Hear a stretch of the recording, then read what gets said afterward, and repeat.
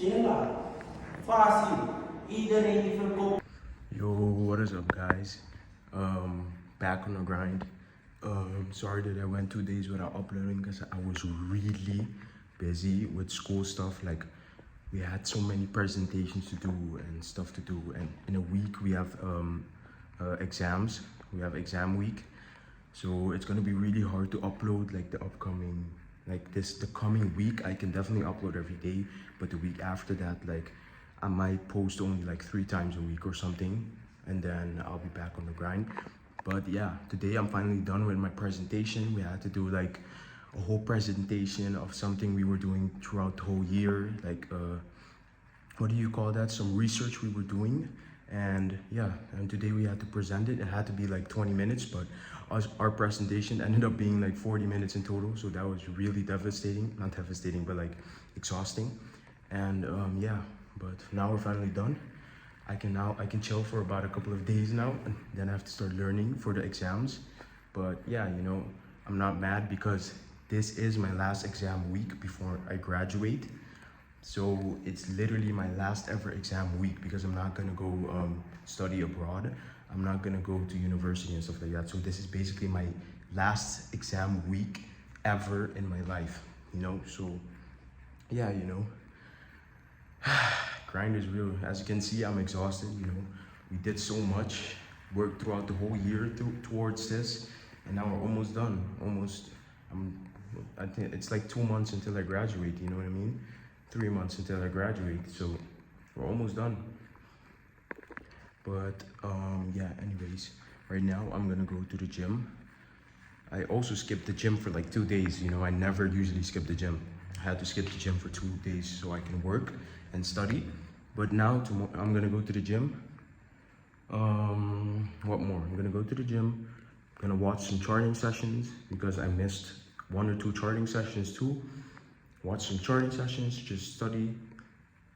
And yeah, oh yeah, I have to go out with my friends. We're gonna go out for lunch with 2 other traders that I know that live here. So yeah, those are the things I have planned. I might go to a party later today. I don't know, but I'll keep you guys tuned in.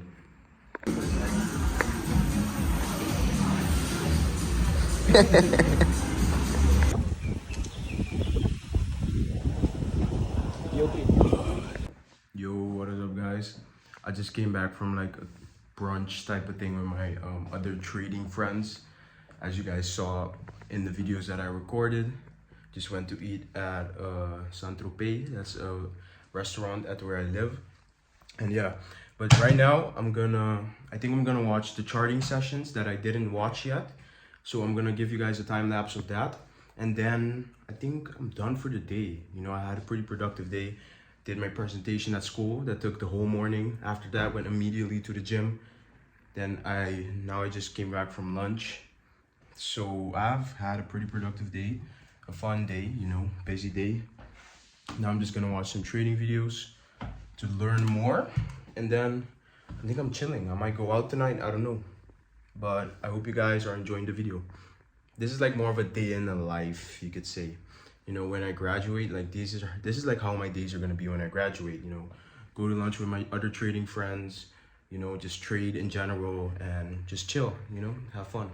But see you guys later.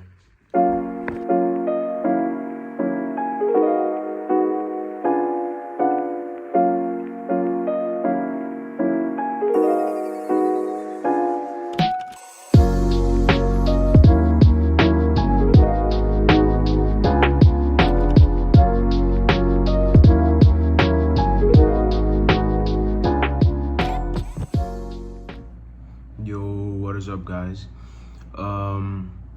As you guys just saw, I just watched Justin's charting session, and yeah, you know, I'm pretty exhausted today. I don't know why. I think it's because I didn't get enough sleep today, so I am pretty exhausted right now. But yeah, I just wanted to go through, you know, what I learned this week. I only took 1 trade this week, you know what I mean, and I'm happy I only took 1 trade this week because price action, trading wise, like my executions wise, following my model, was price action was so bad. There were literally basically no trades this whole week. So I'm really happy with my performance. I only took one trade, and it wasn't the best trade. Now that I look back at it with the benefit of hindsight, it wasn't the best trade. So I journaled that, I learned from it, and I became better. Besides that, I just stayed disciplined the whole week, only looked for the best setups, and I didn't find any trades. I literally didn't find any trades this week.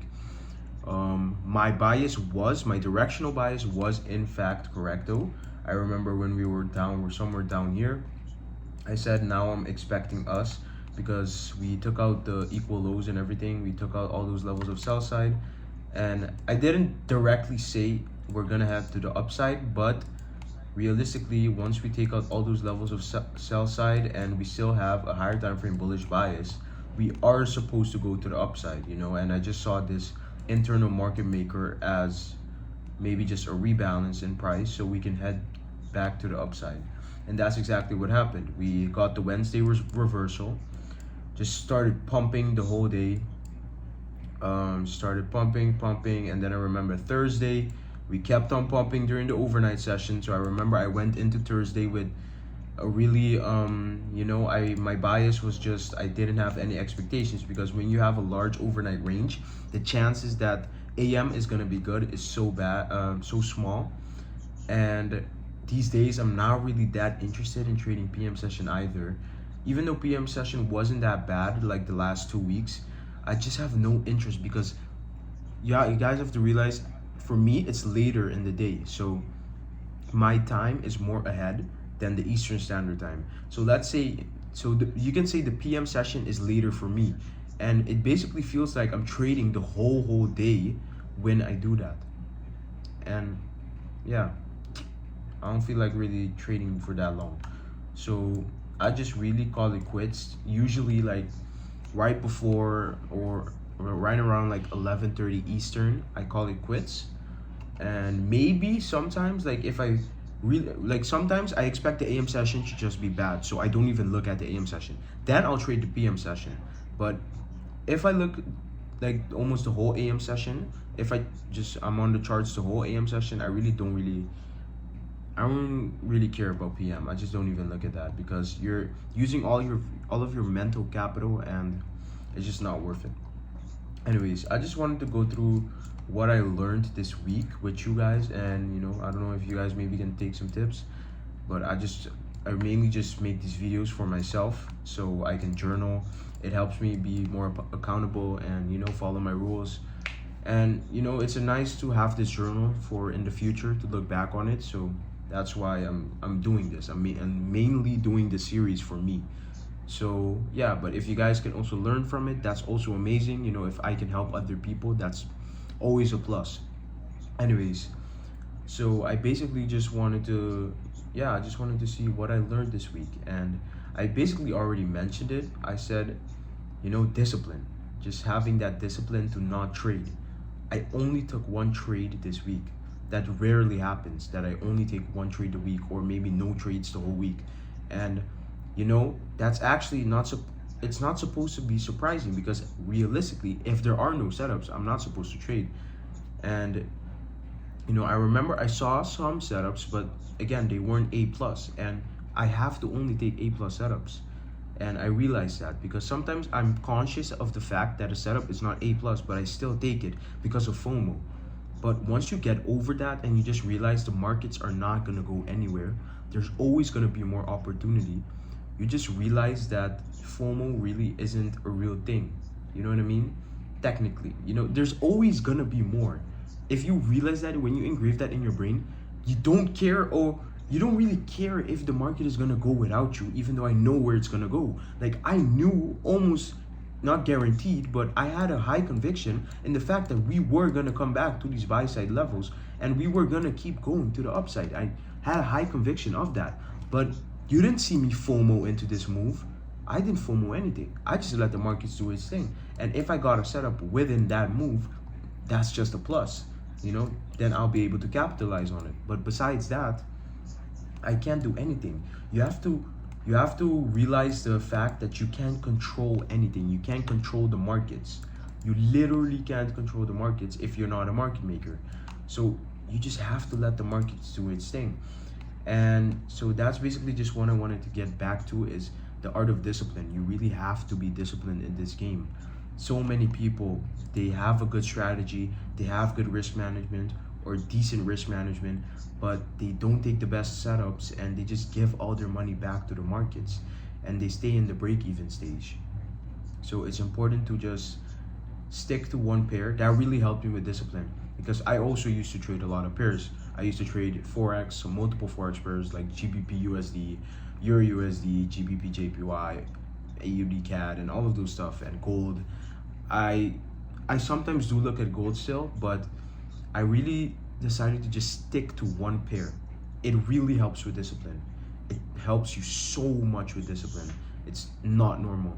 Once you realize that you just need one pair, one model, and one time zone, or whatever you call it, kill zone. Like I use the New York session, AM and PM. That's my kill zone, depending which one has the setup. Once you just have that, you just have so much more discipline. Because when you're looking at multiple other pairs like forex and stuff like that, it's because you have FOMO.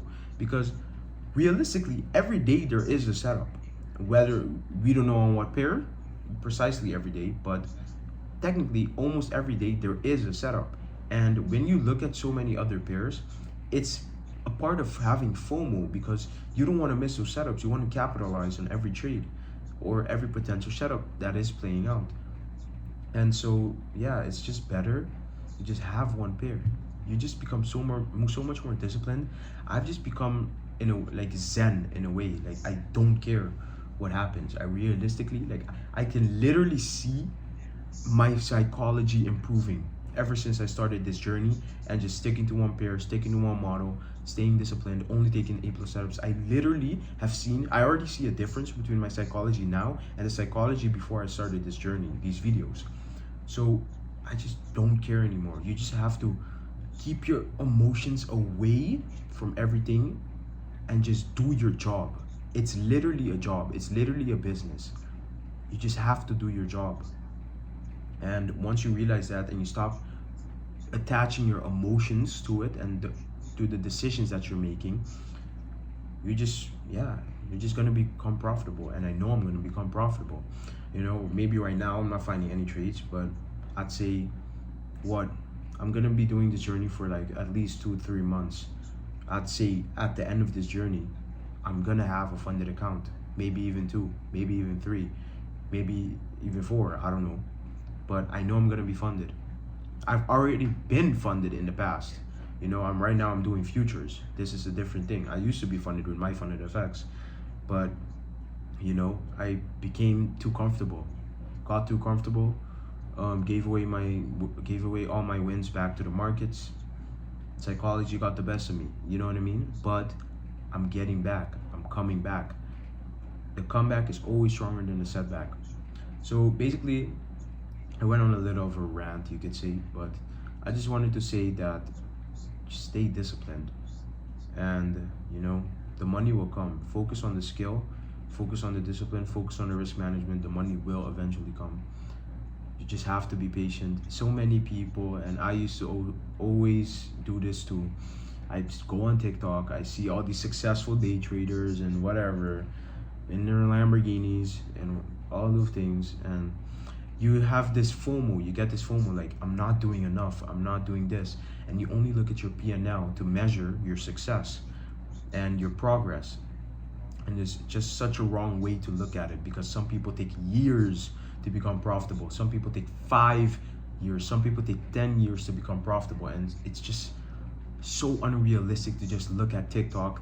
Oh yeah, there's this one trader, he's profitable in his first 3 months of trading. I saw that. Someone said after 3 months of trading, he's profitable. 3 months is not enough to know if you're profitable. You could just become lucky. Like, luck does play a factor in trading. Markets they can be on your side in that period of time. Like, you know what I mean? So you can't call yourself profitable after 3 months of trading. You have to be trading for at least a year, 2 years, 3 years to know that you're actually consistently profitable. And I'm not calling myself a profitable trader at all, as you guys can see. You know what I mean? So yeah, it's just so unrealistic to just look at social media. And that's why I have social media. I'm not saying I don't have social media. I have social media, but I really try my best to not look at trading related stuff. If it's not charting sessions or educational stuff, I try not to look at other traders like Lambro and FX LSG and stuff like that, because obviously, kudos to them. They did what they had to do, and they have gained great success by doing what they did. And I used to look up to them. I still look up to them, but you just build this fake reality in your head that I have to be successful right now. Like I have to have that, whatever they have. Like if they buy a new Lamborghini or Bugatti, like I have to have that in the upcoming year. I have to have a Lambo. You know what I mean? So it builds unrealistic expectations. I'm not saying you shouldn't have high goals. You shouldn't be aiming really high on your goals. It's okay to be delusional, because delusion helps in success. You have to be delusional. You have to be in your own world. But at the same time, it can affect your progress. So be careful with that mindset if you have unrealistic expectations. So yeah, to be honest, I don't know at what point I'm getting to, but I just wanted to say, stay disciplined. You know what I mean? Some people look up to me. I don't know why.